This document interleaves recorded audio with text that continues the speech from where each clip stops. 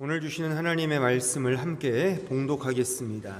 로마서 8장 11절로 14절입니다. 다 같이 그냥 함께 읽도록 하겠습니다. 우리 11절로 14절까지 우리 한 목소리로 같이 읽겠습니다. 시작. 예수를 죽은 자 가운데서 살리신 이의 영이 너희 안에 거하시면 그리스도 예수를 죽은 자 가운데서 살리신 이가 너희 안에 거하시는 그의 영으로 말미암아 너희 죽을 몸도 살리시리라. 그러므로 형제들아, 우리가 빚진 자로 돼 육신에게 져서 육신대로 살 것이 아니니라. 너희가 육신대로 살면 반드시 죽을 것이로되 영으로서 몸의 행실을 죽이면 살리니 무릇 하나님의 영으로 인도함을 받는 사람은 곧 하나님의 아들이라. 아멘. 오늘은 그러므로의 복음이라는 제목으로 하나님 말씀을 증거하겠습니다. 성경은 우리의 믿음의 선배들이 하나님의 영감을 받아서 기록한 하나님의 말씀이죠. 여기서 기록했다는 말이 중요한데, 기록했다는 것은 글자로, 이게 문자로 기록했다는 것을 의미하죠. 그러니까 성경은, 하나님의 말씀은 글자로, 문자로 기록된 말씀입니다. 이것은 무엇을 의미하냐면 우리가 우리의 이성과 우리의 합리적 사고를 가지고 이 하나님의 말씀인 성경을 읽고 배우고 깨닫는다는 것을 의미하는 겁니다. 말하자면 수리수리 마수리 이런 주문이 아니라는 겁니다. 혹은 어떠한 논리도 없이 그 어떠한 이성적 판단도 없이 그냥 덮어놓고 믿는, 무논리적으로 믿는다는 것도 아닙니다. 성경은 우리 인간의 이성이 합목적성을 가지고 이렇게 그 하나하나의 말씀을 읽고 이해하고 깨달아서 내 것으로 갖는 겁니다. 그러니까 우리가 성경을 공부한다, 성경을 배운다, 그래서 읽고 깨닫는다는 표현이 맞는 겁니다. 그냥 이렇게 묵상하다가 뿅 하듯이 하나님을 깨닫는 것이 아니라 이 성경을 통해서 하나하나 배워서 깨닫는 이런, 그러니까 물론 이것도 하나님의 은혜로우신 손길이겠으나 우리가 하나님을 어떻게 알 수 있겠습니까? 우리의 수준에 맞추셔서 글자로 주신 거거든요. 그래서 우리는 이 글자로 기록된 말씀을 하나하나 깨닫고 이해하여 하나님의 뜻을 분별하는 것입니다. 또한 이런 성경의 이런 의미들을 우리가 배우면서 크게 두 원칙을 우리는 이해할 수 있어요. 하나는 그 성경을 통해서 과연 나는 어떤 존재이냐라고 하는 부분과 또 한 부분은 그러면 나는 이제 어떻게 살아야 하는가에 대한 이 두 가지 부분을 우리는 성경을 통해서 생각할 수가 있어요. 전자는 존재에 관한 것이고 후자는 그 존재의 삶에 대한 부분이죠. 전자가 원리이고 원칙이라면 후자는 삶이요 실천이요 우리의 행함이라고 말할 수가 있어요. 둘로 나누어서 생각할 수 있거든요. 하지만 성경은 이 둘을 그냥 둘로 놔두지 않고 하나로 설명한다는 것입니다. 즉 존재는 존재대로, 삶은 삶대로 말하는 것이 아니라 존재와 삶, 우리 원리와 실천이 하나로 설명한다는 것입니다. 이 사실을 어떻게 알 수 있냐면 오늘 본문에 등장하는 그러므로라는 이 접속사를 통해서 우리는 알 수가 있는 거예요. 제가 그 1년 전쯤에 그 로마서 3장 21절 그러나 이제는 율법 외에 하나님의 한 의가 나타났다는 그 부분을 제가 강해 설교하면서 그러나의 복음이라는 제목으로 설교를 했어요. 오늘은 동일하게 같은 접속사지만 다른 거죠. 그러므로, 그러니까 그러나가 역접이고 역설의 의미를 담고 있다면 이 그러므로라고 하는 이 부분은 순접, 그러니까 A가 B다, 그러므로 B는 C다, 이런 식의 순접의 의미가 우리가 이해하는 복음과 어떻게 접목되고 이것을 우리는 어떻게 또한 받아들이며 이 복음의 풍성함을 누릴 것인지를 제가 오늘 설교를 하고자 합니다. 다시 말하면 우리는 이미 그리스도의 사람이 되었어요. 그러므로 우리는 이제 그리스도의 사람답게 산다는 겁니다. 이것이 이렇게 역설적이지 않고 당연히 이런 존재가 되었으면 이런 존재로서 산다는 것이 바로 성경의 아주 중요한 신자의 실천이요, 신자의 행함이라고 하는 사실을 우리는 오늘 말씀을 통해서 확인하게 될 것입니다. 자, 오늘 본문 11절 다시 한번 보십시오. 11절 제가 한번 읽어볼게요. 잘 눈으로 보세요. 예수를 죽은 자 가운데서 살리신 이의 영이 너희 안에 거하시면 그리스도 예수를 죽은 자 가운데서 살리신 이가 너희 안에 거하시는 그의 영으로 말미암아 너희 죽을 몸도 살린다. 그러니까 그리스도의 영이 우리 안에 들어오면 우리는 살아난다는 겁니다. 이걸 제가 지난 시간에 신자의 정당함이라고 설교를 했잖아요. 믿음, 소망, 사랑, 그렇게 제가 설명을 드렸어요. 이런 정당함이 신자에게 있단 말이에요. 그러면 이러한 신자가 되었으면 이제 반드시 자연스럽게 매우 당연하게 어떻게 우리의 삶으로 흘러나오느냐가 이 12절에 등장한다는 겁니다. 자, 12절 보세요. 당연히 12절 초반부에 이 접속사가 등장을 하죠. 그러므로 형제들아, 우리는 빚진 자다. 육신에게 져서 육신대로 살 것이 아니다. 너희가 육신대로 살면 반드시 죽을 것이지만 영으로서 몸의 형실을 죽이면 살리니 무릇 하나님의 영으로 인도함을 받는 사람은 곧 하나님의 아들이다. 자, 여기 보세요. 우린 이제 하나님의 아들이 되었어요. 하나님의 신자가 되었단 말입니다. 그러면 당연히 그러므로 그 아들, 하나님의 자녀다운 모습으로, 즉 빚진 자로 산다는 겁니다. 그러므로 순접이라는 거죠. 매우 자연스럽게 연결되는 구조라는 겁니다. 우리 신자가 신자 안에 그리스도의 영이 있으면 이제 우리는 하나님의 빚진 자로서 이 세상에 따라 사는 존재가 아니라 하나님을 향하여 살아가는 존재다라고 하는 사실입니다. 이 12절로 14절의 이 말씀을 자세히 보시면 여기에 등장하는 동사의 어떤 모드형이 직설법입니다. 그러니까 우리가 생각하듯이 이제 신자가 되었으니까 그렇게 살아야 해, 당위적 표현도 아니고 뭐 이런 명령에 순종하는 그런 것이 아니라 그냥 인디커티브, 그냥 직설법인 거예요. 이렇게 된다는 겁니다.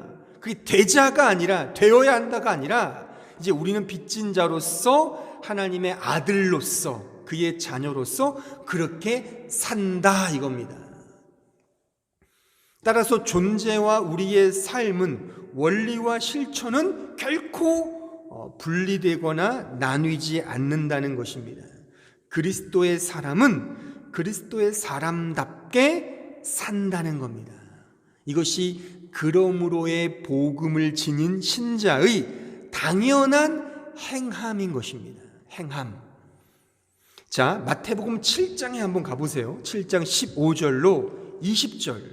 이 말씀이 어떻게 우리의 삶을 이렇게 자연스럽게 비유적으로 말씀하고 있는지를 아주 예수님께서 잘 말씀하고 계십니다. 자, 15절 보세요. 거짓 선지자들을 삼가라. 양의 옷을 입고 너희에게 나아오나 속에는 노략질하는 일이라.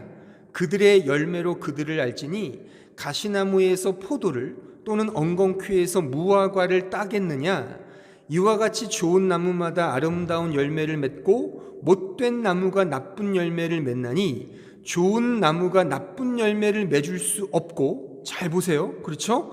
좋은 나무가 나쁜 열매를 맺을 수 없고 못된 나무가 아름다운 열매를 맺을 수 없다 이겁니다.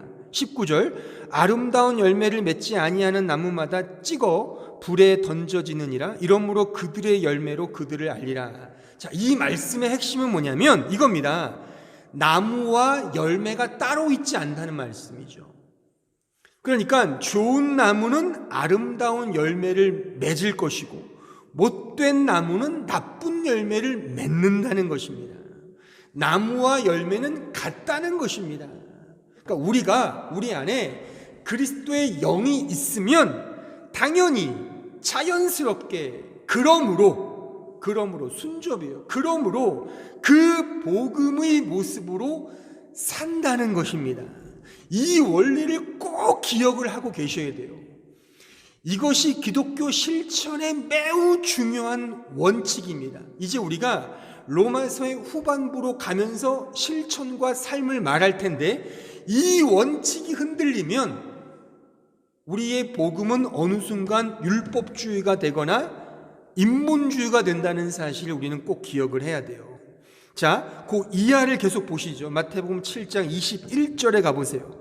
나더러 주여 주여 하는 자마다 다 천국에 들어갈 것이 아니요 다만 하늘에 계신 내 아버지의 뜻대로 행하는 자라야 들어가리라.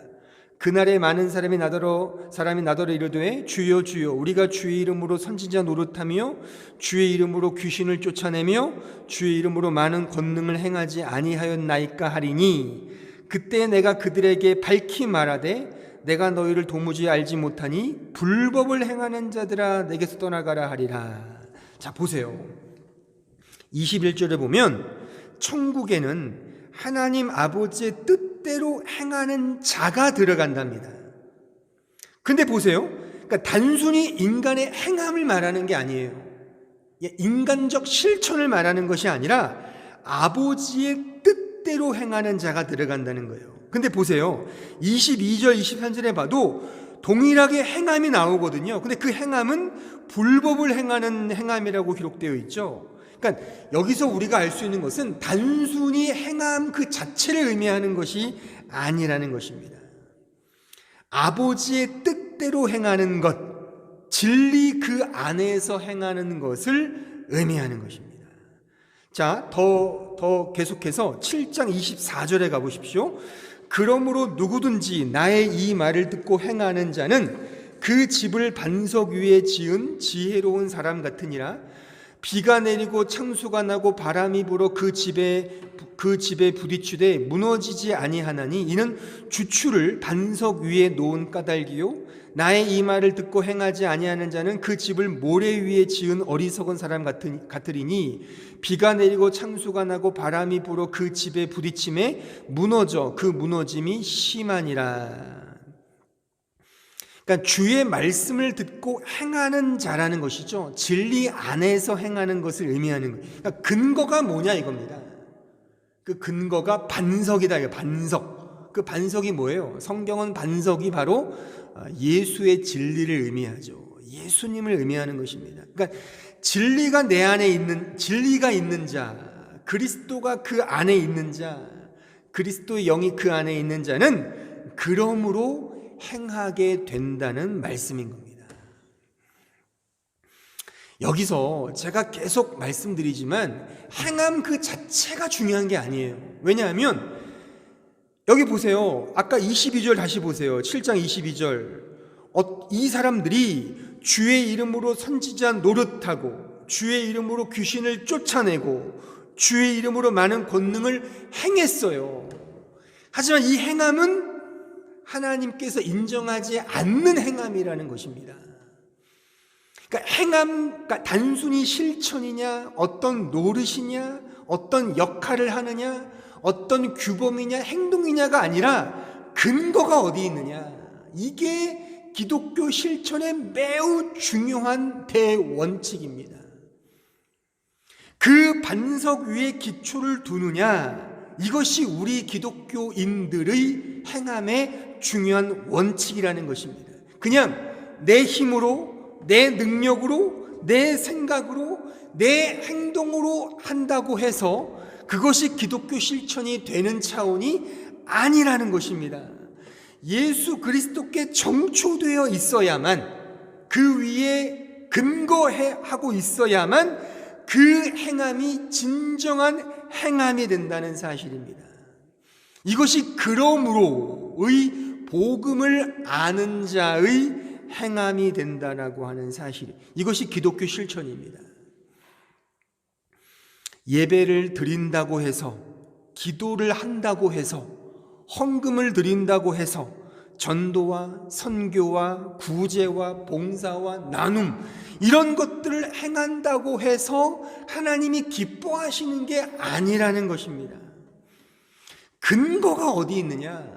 예수와 관계를 맺고 있느냐? 예수 위에 근거하지 않으면, 그 반석 위에 집을 짓지 않으면 그 모든 실천과 행함은 다 도로함이 타불이 된다는 것입니다. 말짱 도루묵이 된다는 것이죠. 어디에 근거하고 있느냐, 그래서 중요한 것입니다. 보세요. 귀신도, 사탄도요, 하나님을 믿고 있고요, 하나님을 알고 있고요, 하나님 앞에 떨고 있고요, 하나님의 일을 한다니까요. 귀신도요. 하지만 그 일이 과연 하나님이 기뻐 받으시는 일이냐에 대해서는 우리는 넌센스죠. 근거가, 행함의 근거가 어디냐가 그래서 중요한 것입니다.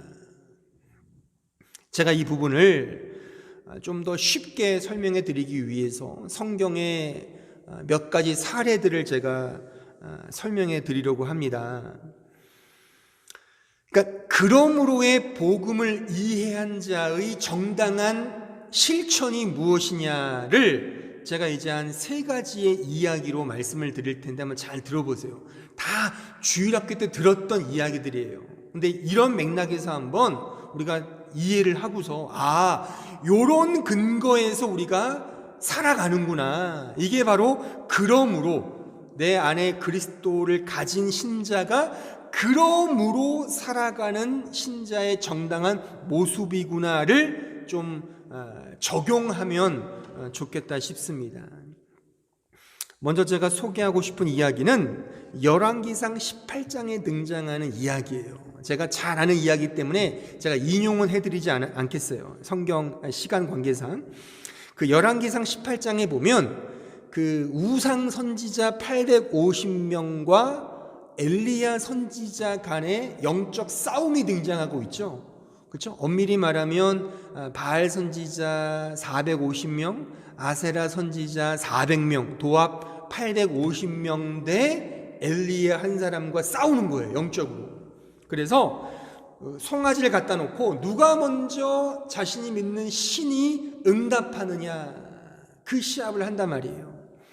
먼저 850명의 선지자들이 이제 자신들이 믿는 신 앞에 신을 부르기 위해서 엄청나게 상상을 초월하는 행위를 합니다.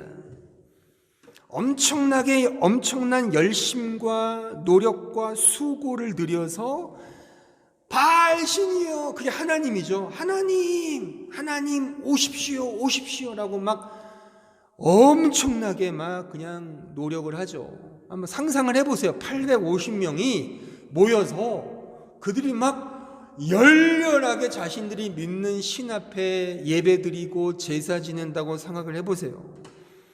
아마 귀청이 나갈 겁니다. 근데 수시간을 그렇게 해도 아무런 반응이 없어요. 함흥차사죠. 신이 어디 갔는지 모르겠어요. 심지어 이제 그들은 자신의 몸을 자해하기까지 합니다. 칼과 창으로 자신의 몸에 막 그으면서 피를 흘려요. 자신의 피를 흘리면서, 얼마나 큰 자기 희생입니까? 얼마나 귀한 정성이었어요. 이렇게 했지만 신의 반응이 없습니다. 반면에 이제 엘리야 차례가 왔어요. 엘리야의 행함은 매우 단순했습니다. 단순한 그 행동에 하나님은 즉각적으로 반응을 했습니다. 말씀해 보면 엘리야가 한 것은 그거예요. 여호와여 응답하소서, 여호와여 응답하소서를 외칩니다. 심지어 엘리야는 그 전에 그 제물 위에 물을 한가득 붓습니다.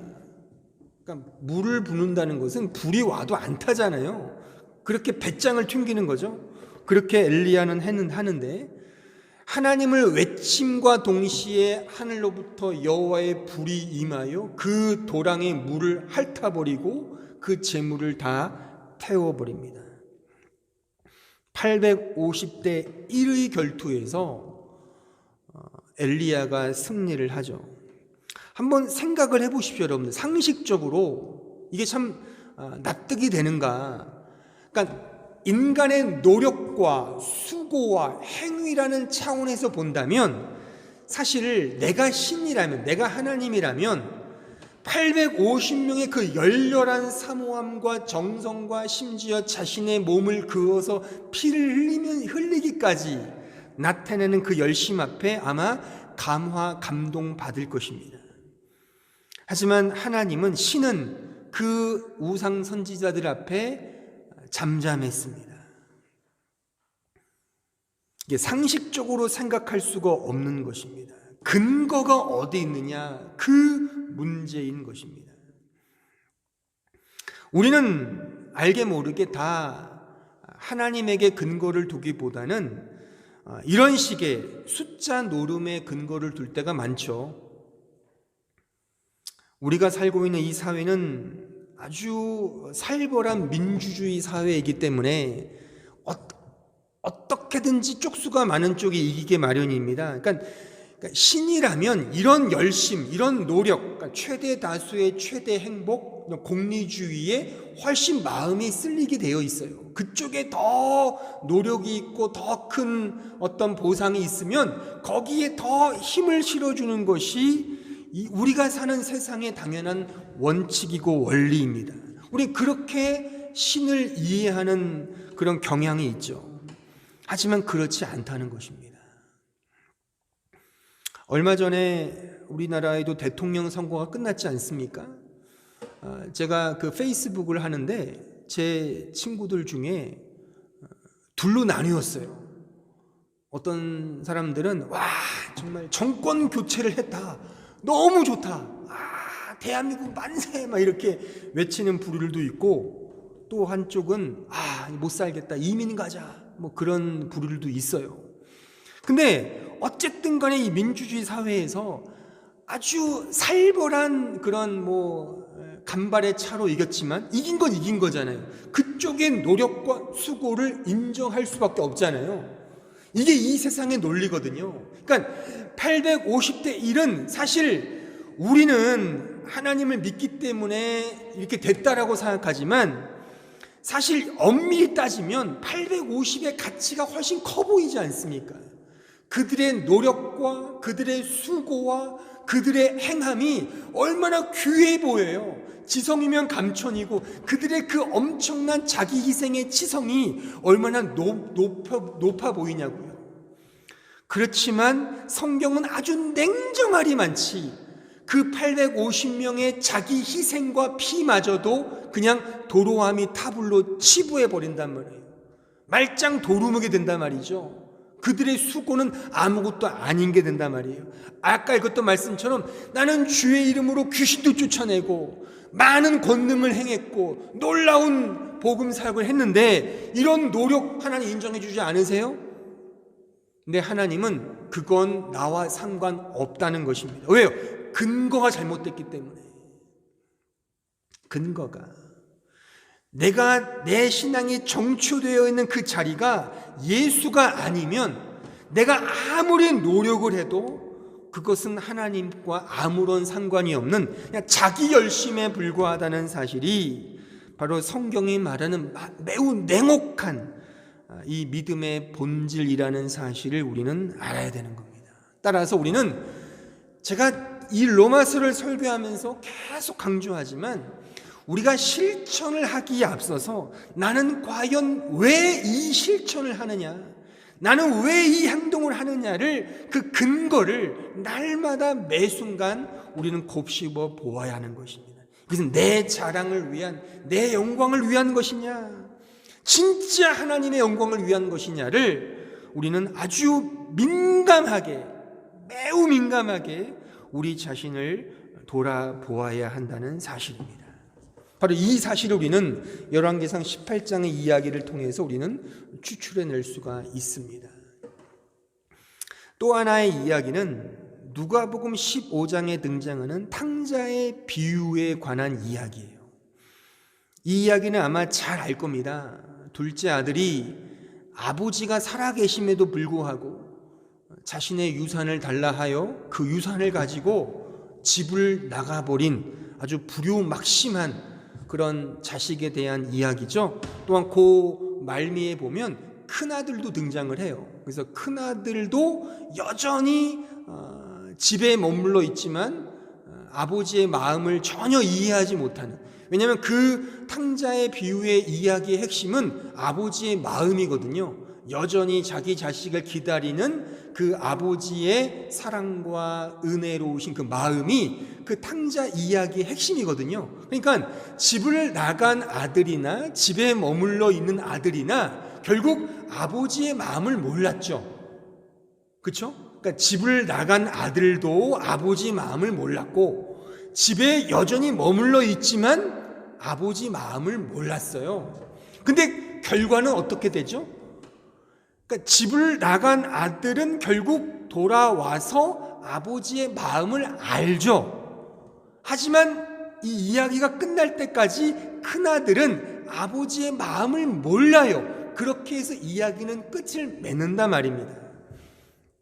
그러니까 이 탕자의 비유에서 우리가 중요하게 생각한 건 뭐냐면, 집을 나갔느냐 안 나갔느냐가 중요한 게 아니라 아버지의 마음을 아냐 모르느냐의 그 문제인 것입니다. 그러니까 큰아들은 여전히 집에 있지만 아버지의 필요를 느끼지 못했어요.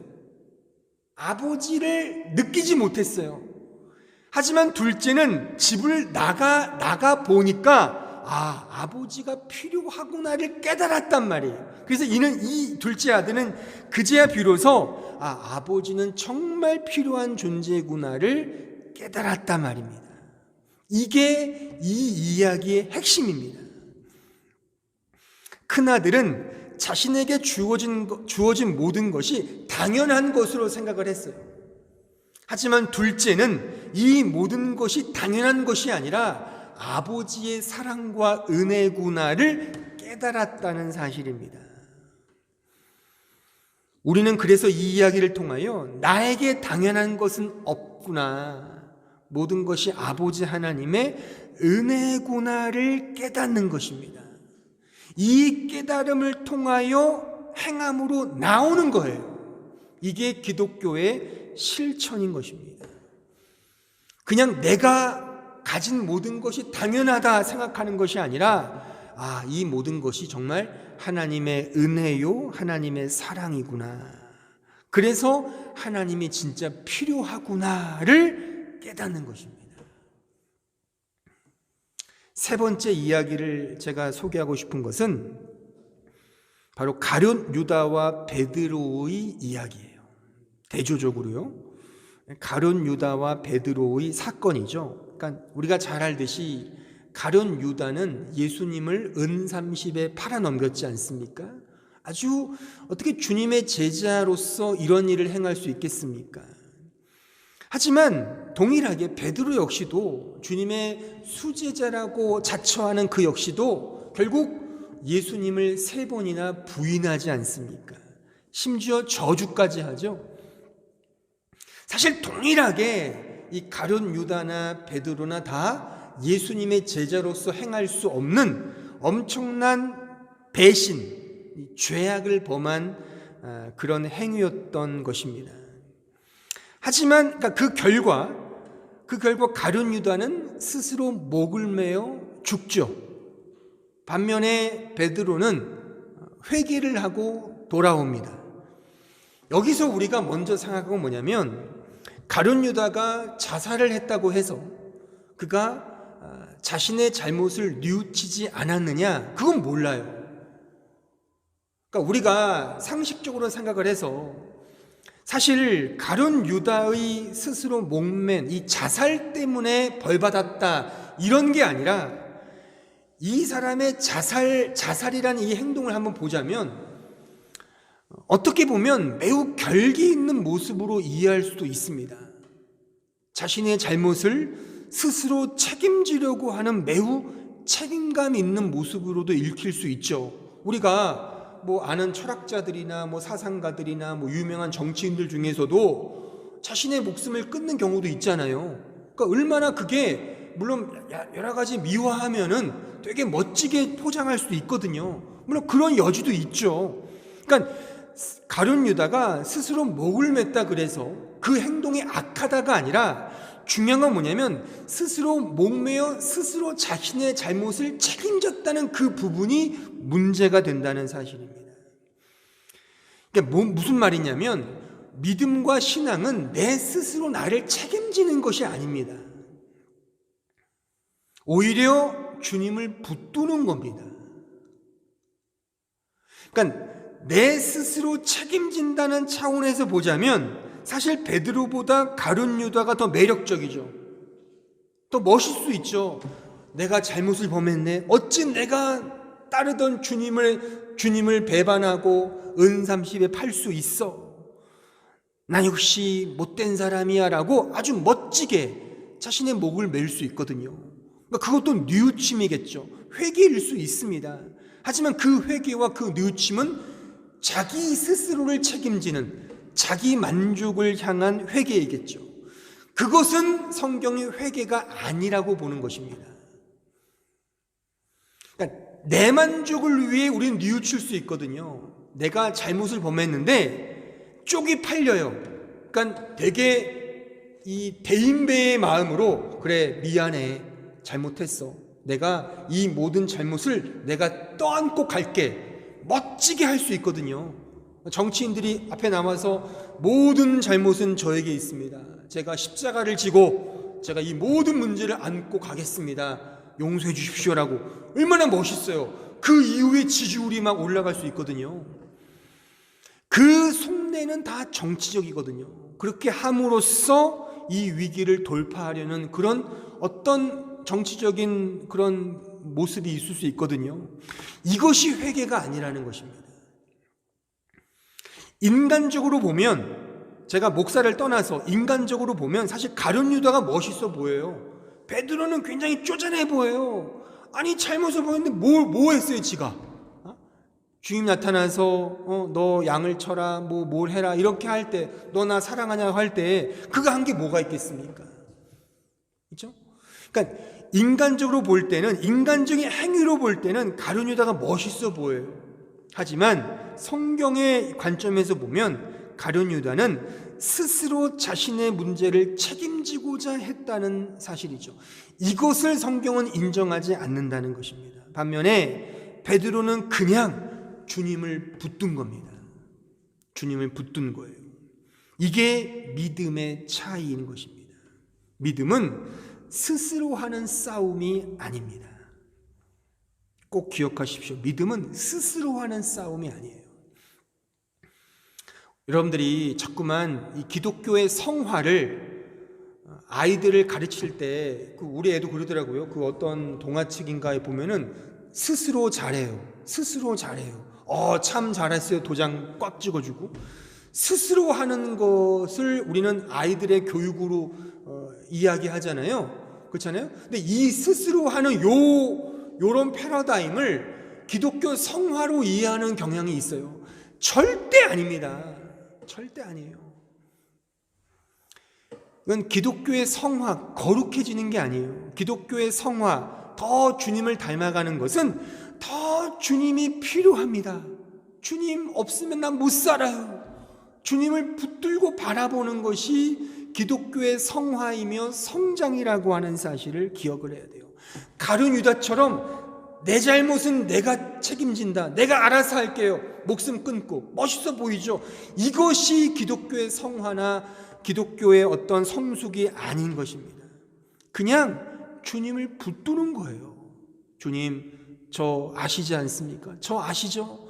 저 이 모양 이 꼴이에요. 그냥 내 모습 이대로 주님 받아주세요. 그냥 어떠한 치장도 없이 어떠한 화장기도 없이 그냥 주님을 바라보고 주님을 의지하고자 나아가는 그 삶, 이게 기독교 실천인 것입니다. 스스로 하느냐 하나님을 붙드느냐의 모습인 거예요. 이것을 우리는 이 가룟 유다와 베드로의 사건을 통해서 우리는 대조적으로 살필 수가 있는 것이죠. 인간적으로 보면 가룟 유다가 멋있어 보여요. 그런 책도 굉장히 많아요. 가룟 유다, 그는 과연 천국 갔을까 지옥 갔을까, 뭐 이런 것부터 시작해서 인간적으로 막 그의 고뇌와 그의 어떤 심리적 변화를 묘사하는 연극이나 그런 드라마도 많아요. 근데 성경은 그것에 대해 말이 없어요. 중요한 건 하나님을 붙드느냐 하나님을 의지하느냐의 문제라고 하는 사실입니다. 정리를 하자면 첫 번째 열왕기상 18장의 이야기를 통해 우리는 근거를 어디에 두느냐, 기독교의 실천, 그러므로의 그 복음을 붙드는 신자의 삶은 근거가 어디 있느냐를 날마다 매 순간 고민하는 것입니다. 우리의 반석이신 예수 그리스도 위에 우리의 기독교 실천이 정초되어 있느냐를 날마다 우리는 생각해야 되는 것입니다. 또한 탕자의 비유는 나에게 당연한 것은 없다, 오직 하나님의 은혜이며 하나님이 절대적으로 필요하다라고 하는 사실을 붙드는 거예요. 또한 더불어 가룟 유다와 베드로의 사건을 통해 믿음은 스스로 하는 싸움이 아니에요. 나 스스로 클 거예요. 주님 도움 필요 없어요. 나 혼자 할 수 있어요. 나 혼자 걸어갈 수 있어요. 나 혼자 뛸 수 있어요. 나 혼자 잘해요. 이걸 폼내는 거, 이건 폼 잡는 게 기독교의 성화나 성숙이나 실천이 아닙니다.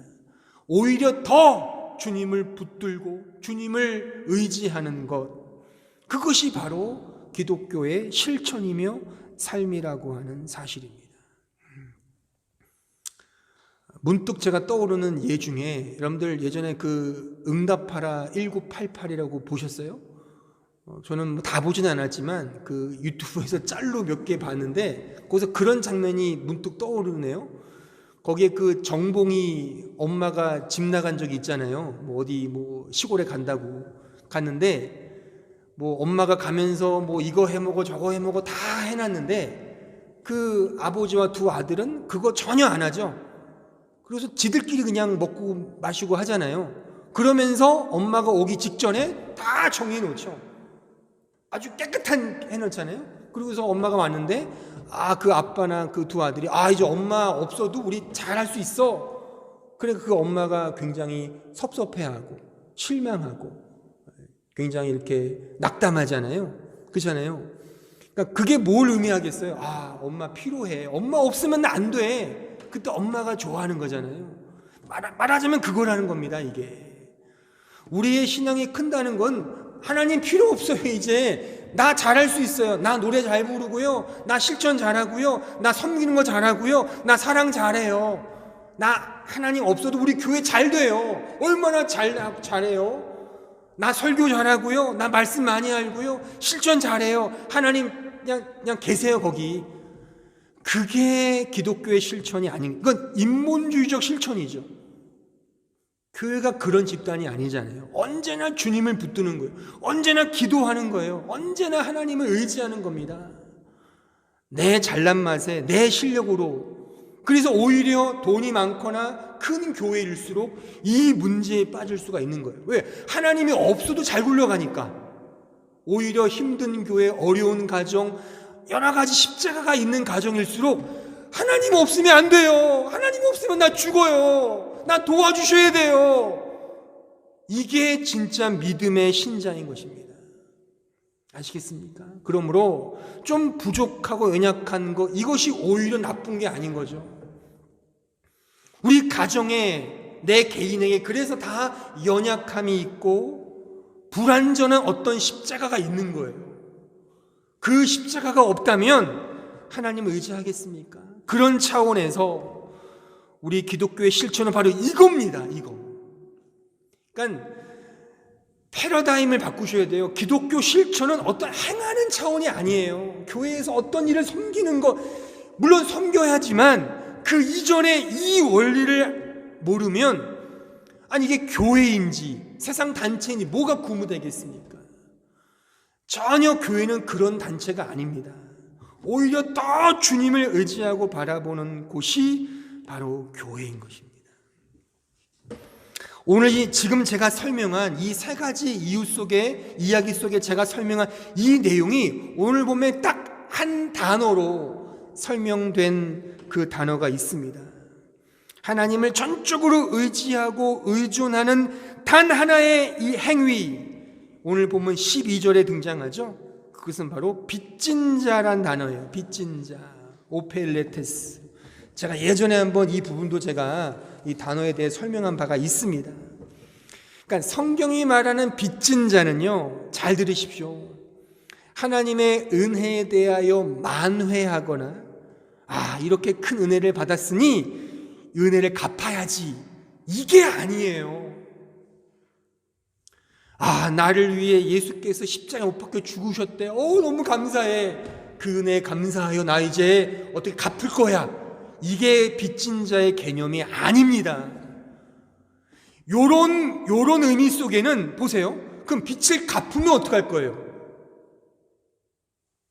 빚을 갚고 나면 이제 하나님과 맞짱을 뜰 겁니까? 나 빚 갚았으니까 됐죠? 이제 내 맘대로 살 거예요? 이렇게 되는 거예요?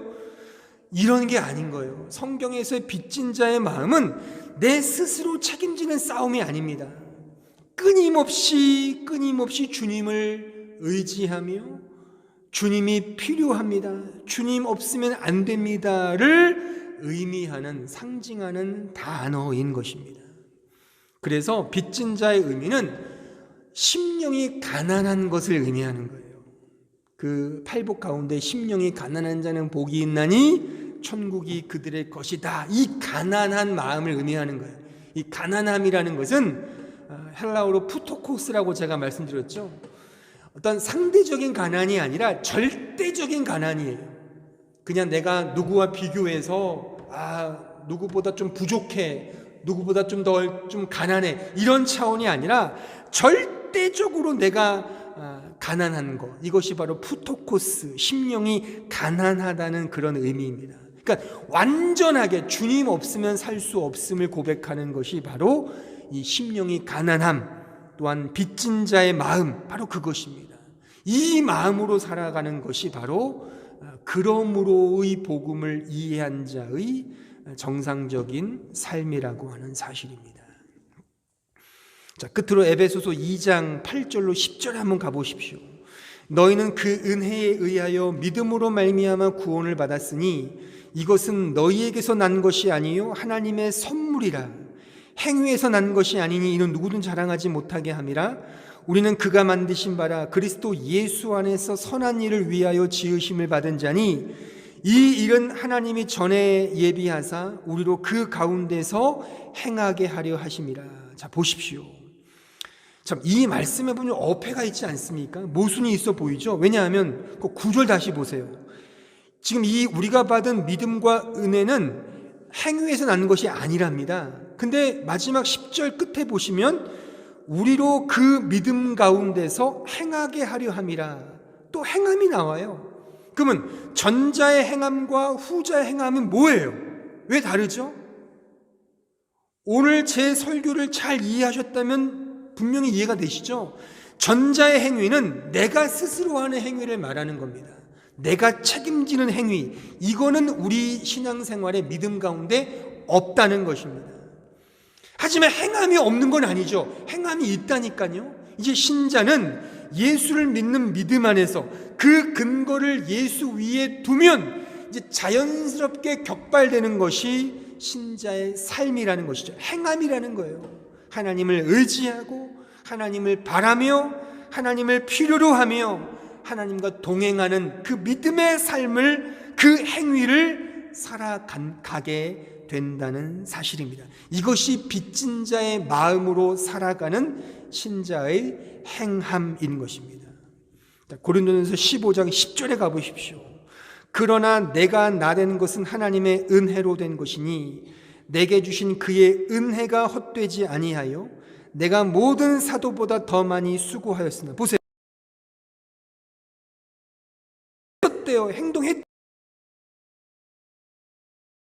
것이 아니요. 그렇죠. 내가 한 것이 아니죠. 오직 나와 함께 하신 하나님의 은혜다. 은혜가 나를 행하게 했다는 고백이죠.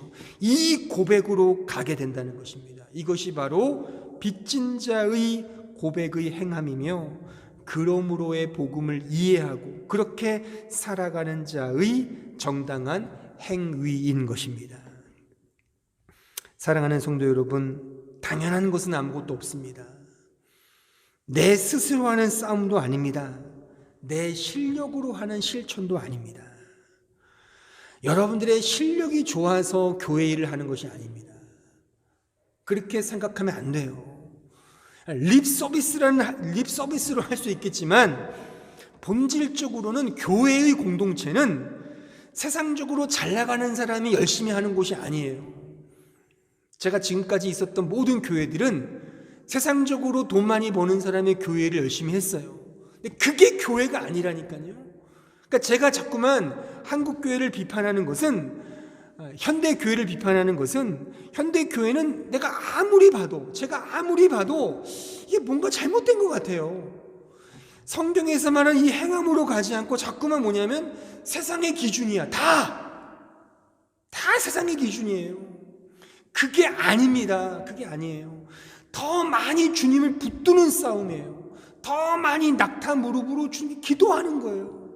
그게 바로 우리 신자의 믿음의 행함인 겁니다. 이 행함을 하자는 겁니다.